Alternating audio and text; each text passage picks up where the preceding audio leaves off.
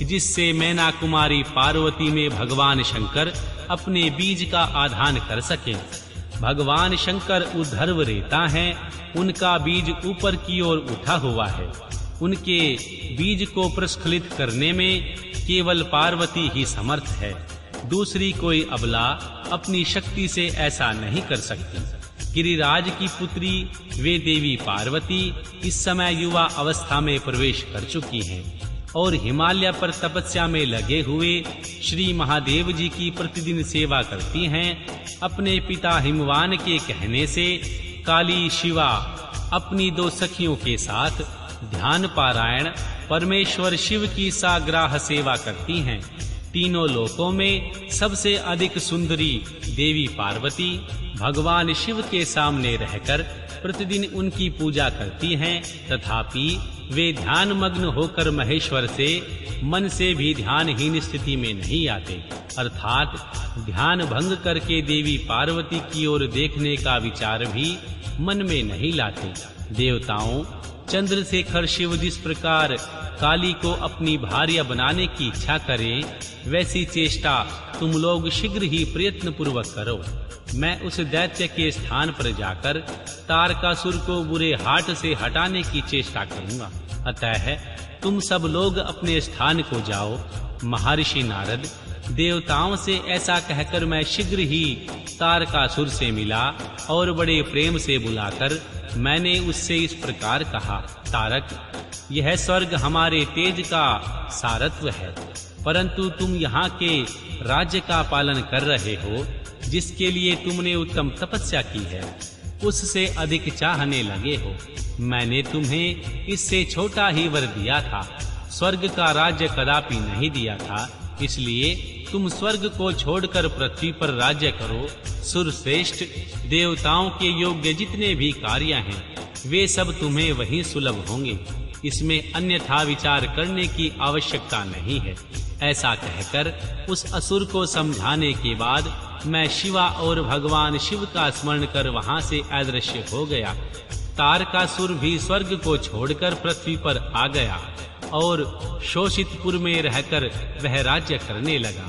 फिर सब देवता भी मेरी बात सुनकर मुझे प्रणाम करके इंद्र के साथ प्रसन्नता पूर्वक बड़ी सावधानी के साथ इंद्रलोक में गए। वहां जाकर परस्पर मिलकर आपस में सलाह करके वे सब देवता इंद्र से प्रेम पूर्वक बोले, भगवान शिव की शिवा में जैसे भी काम मूलक रुचि हो, वैसा ही श्री ब्रह्मा जी का बताया हुआ सारा प्रयत्न आपको करना चाहिए। इस प्रकार देवराज इंद्र से संपूर्ण वृत्तांत निवेदन करके वे देवता प्रसन्नता पूर्वक सब ओर से अपने अपने स्थान पर चले गए। अध्याय 14 व 16। इंद्र द्वारा काम का स्मरण, उसके साथ उसकी बातचीत तथा उसके कहने से काम का भगवान शिव को मोह में डालने के लिए प्रस्थान। श्री ब्रह्मा जी कहते हैं, हे नारद, देवताओं के चले जाने पर दुरात्मा तारक दैत्य से पीड़ित हुए इंद्र ने कामदेव का स्मरण किया। कामदेव तत्काल वहां आ पहुंचा। तब इंद्र ने मित्रता का धर्म बतलाते हुए काम से कहा, मित्र, कालवशात मुझ पर असाध्य दुख आ पड़ा है, उसे तुम्हारे बिना कोई भी दूर नहीं कर सकता। दाता की परीक्षा दुर्भिक्ष में, शूरवीर की परीक्षा रणभूमि में, मित्र की परीक्षा आपत्ति काल में तथा स्त्रियों के कुल की परीक्षा पति के असमर्थ हो जाने पर होती है।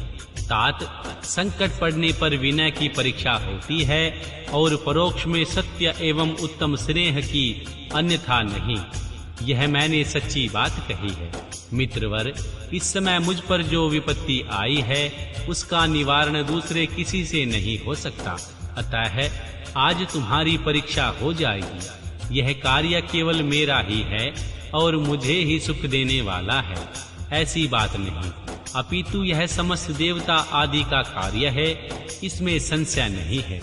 इंद्र की यह बात सुनकर कामदेव मुस्कुराया और प्रेम पूर्वक गंभीर वाणी में बोला। काम ने कहा, देवराज, आप ऐसी बात क्यों कह रहे हैं? मैं आपको उत्तर नहीं दे रहा हूँ।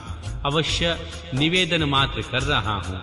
लोक में कौन उपकारी मित्र है और कौन बनावटी, यह स्वयं देखने की वस्तु है, कहने की बात नहीं। जो संकट के समय बहुत बातें करता है वह काम क्या करेगा। तथापि महाराज, मैं कुछ कहता हूँ, उसे ध्यान से सुनिए।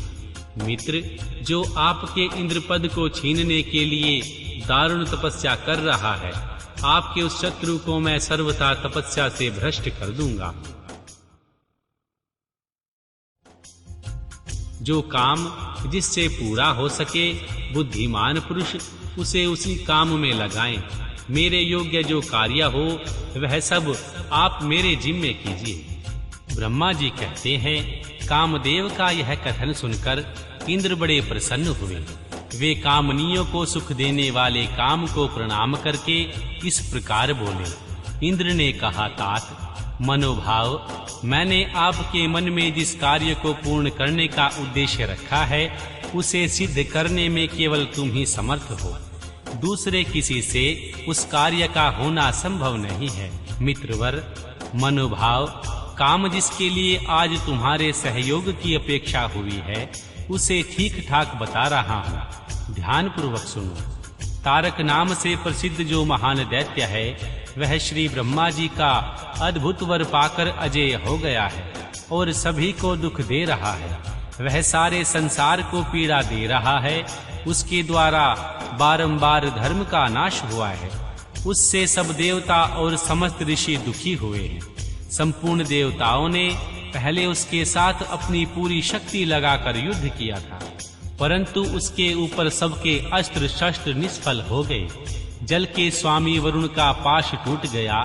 श्री हरि का सुदर्शन चक्र भी वहां सफल नहीं हुआ। श्री विष्णु ने उसके कंठ पर चक्र चलाया, किंतु वह वहां कुंठित हो गया। श्री ब्रह्मा जी ने महायोगीश्वर भगवान शंभु के बीज से उत्पन्न हुए बालक के हाथ से इस दुरात्मा दैत्य की मृत्यु बताई है। यह कार्य तुम्हें अच्छी तरह और प्रयत्न पूर्वक करना है। मित्रवर, उसके हो जाने से हम सब देवताओं को बड़ा सुख मिलेगा। भगवान शंभु गिरिराज हिमालय पर उत्तम तपस्या में लगे हैं। वे हमारे भी प्रभु हैं, कामना के वश में नहीं हैं, स्वतंत्र परमेश्वर हैं। मैंने सुना है कि गिरिजानंदिनी देवी पार्वती पिता की आज्ञा पाकर अपनी दो सखियों के साथ उनके समीप रहकर उनकी सेवा में तत्पर रहती है। उनका यह प्रयत्न श्री महादेव जी को पति रूप में प्राप्त करने के लिए ही है, परंतु भगवान शिव अपने मन को संयम नियम से वश में रखते हैं। मार, जिस तरह भी हो उनकी पार्वती में अत्यंत रुचि हो जाए, तुम्हें वैसा ही प्रयत्न करना चाहिए। यही कार्य करके तुम कृतार्थ हो जाओगे और हमारा सारा दुख नष्ट हो जाएगा। इतना ही नहीं, लोक में तुम्हारा स्थायी प्रताप फैल जाएगा। श्री ब्रह्मा जी कहते हैं, हे नारद, इंद्र के ऐसा कहने पर कामदेव का मुखारबिंद प्रसन्नता से खिल उठा। उसने देवराज से प्रसन्नता पूर्वक कहा, मैं इस कार्य को करूंगा, इसमें संशय नहीं है। ऐसा कहकर भगवान शिव की माया से मोहित हुए कामदेव ने उस कार्य के लिए स्वीकृति दे दी और शीघ्र ही उनका भार ले लिया। वह अपनी पत्नी रति और वसंत को साथ ले बड़ी प्रसन्नता के साथ उस स्थान पर गया जहां साक्षात योगीश्वर शिव उत्तम तपस्या कर रहे थे। अध्याय 17। रुद्र की नेत्रा अग्नि से काम का भस्म होना, रति का विलाप, देवताओं की प्रार्थना से भगवान शिव का काम को द्वापर में प्रद्युम्न रूप से नूतन शरीर की प्राप्ति के लिए वर देना और रति का शांबर नगर में जाना। श्री ब्रह्मा जी कहते हैं, हे मुने, काम अपने साथी वसंत आदि को लेकर वहां पहुंचा। उसने भगवान शिव पर अपने बाण चलाए।